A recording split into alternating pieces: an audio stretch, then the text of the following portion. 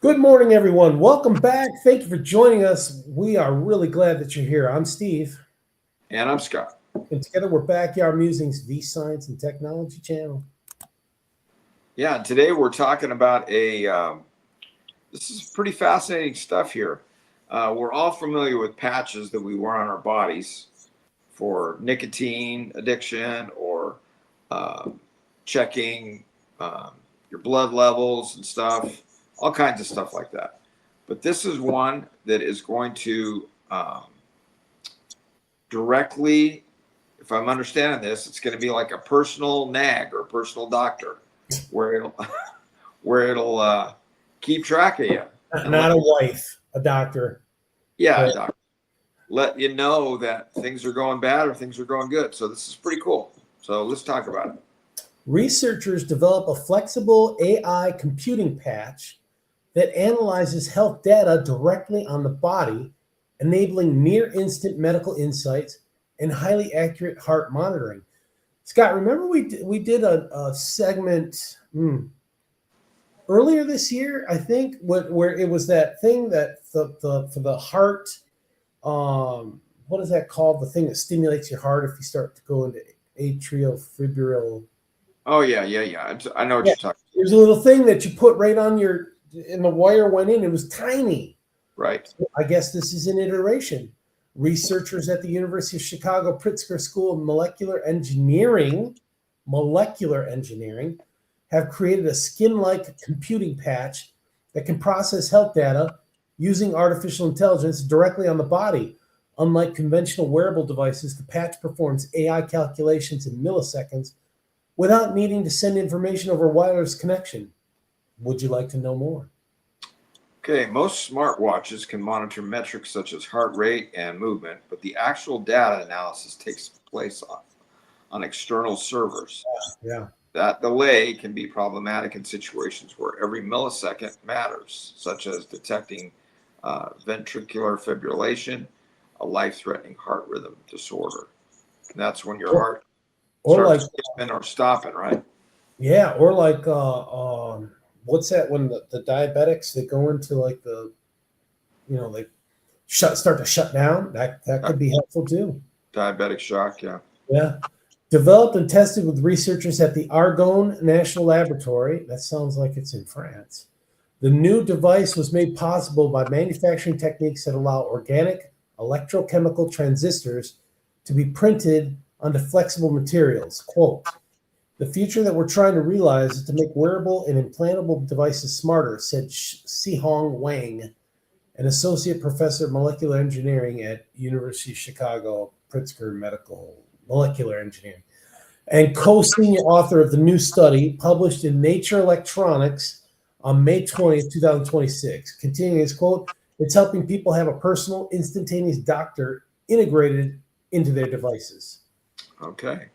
Wang's laboratory has spent years developing electronic components that can stretch and flex like human skin, with the goal of creating intelligent devices that can attach directly to biological tissues.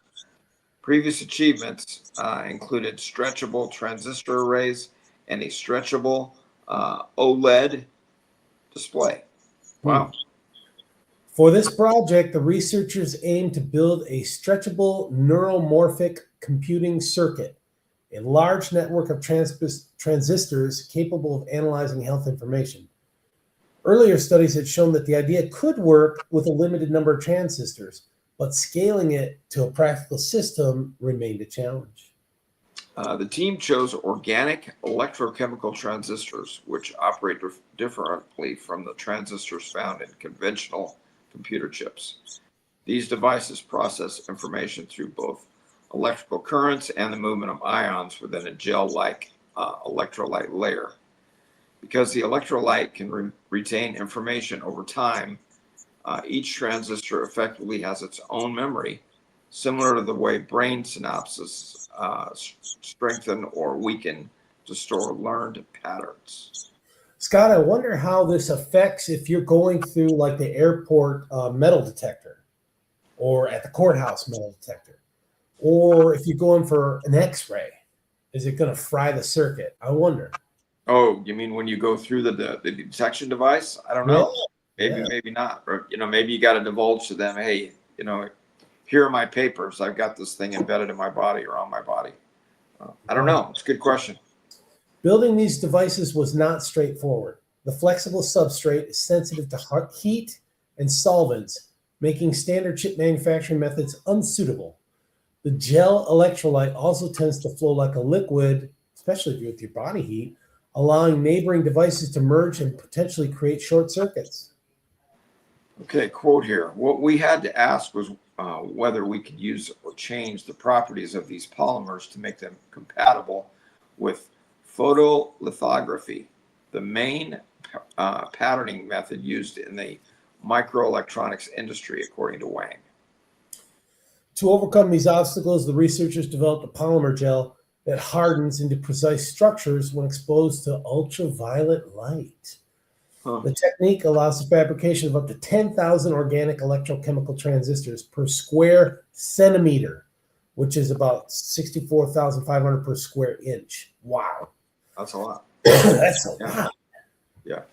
To evaluate the technology, the team used a stretchable transistor array to run a pre-trained algorithm designed to support the treatment of ventricular fibrillation. This dangerous condition causes chaotic electrical activity in the heart and can be fatal.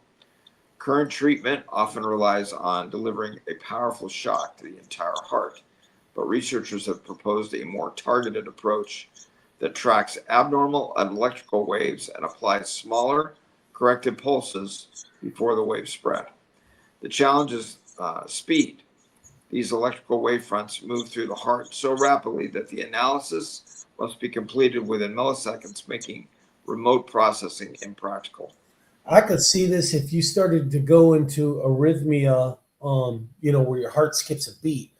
Milliseconds, that thing could get it back on track. That would be awesome. Yeah.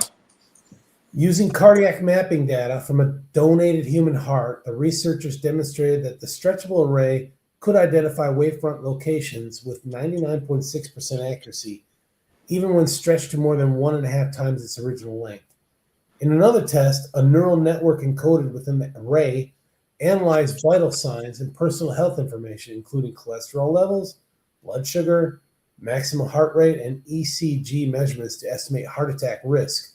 The system achieved an accuracy rate of 83.5%. That's pretty good. Wang believes the computing array could become part of a fully integrated health monitoring platform.